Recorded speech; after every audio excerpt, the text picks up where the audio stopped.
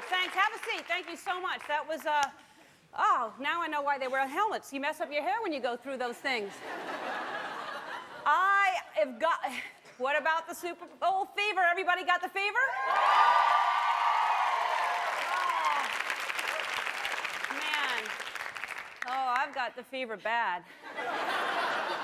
Bad Super Bowl fever is what I've got, man. Woo! Football! I don't know.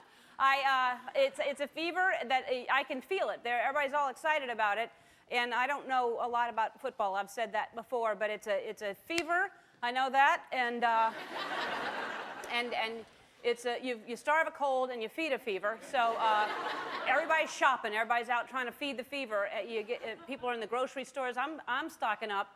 I'm getting my quiche all ready, and bags of chips. See, that's when the huge bags come out.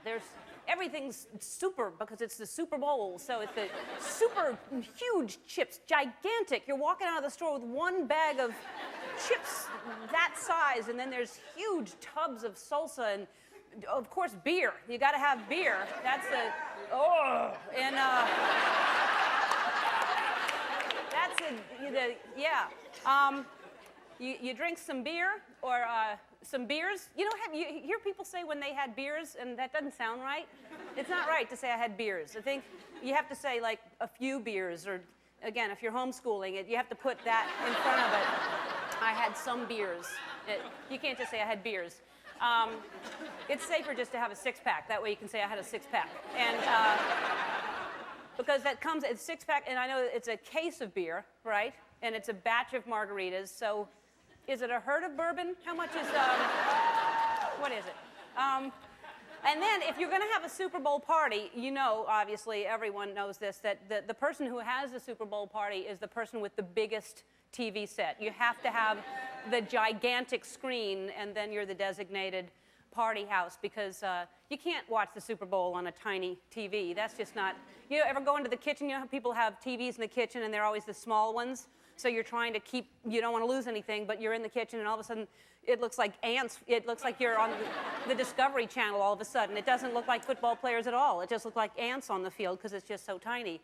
I don't understand football anyway, so to me it always just looks like ants. There's just a lot of things moving all around.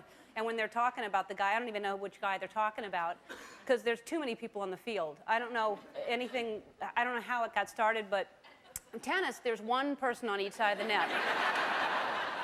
There's this guy and there's that guy, and then you just follow the ball and it's easy to keep up with. Maybe there's two. If it's doubles, there's two people on.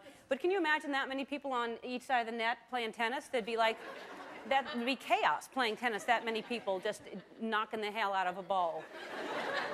How did they even come up with, there's 11 players, right? Okay, so I'm thinking, just what a weird number that is. It's an odd number anyway. Why not 10 or 12? Why 11? Because you really just need, from what I figure, 4. Because you have the guy to hut the ball, the hiker, and then you got the guy that gets the ball, and the quarterback, he throws it, which is a good idea. You want to get rid of that thing. And then you need 2 players to run to maybe catch it, because you don't want one, because you know where it's going to go that way. But if there's 2, which guy's going to get it, So then I could follow it more. There'd be 4 on each side, and I would. But man, it's so rough and tumble. Those guys, it's because the goal is to catch the ball, and as soon as he catches it, just bam, right in the back.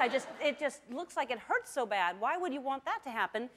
And I thought, all sports involve some type of ball, right? But it's not, like there's tennis, there's a tennis ball, there's baseball, hockey has a puck. Okay, never mind.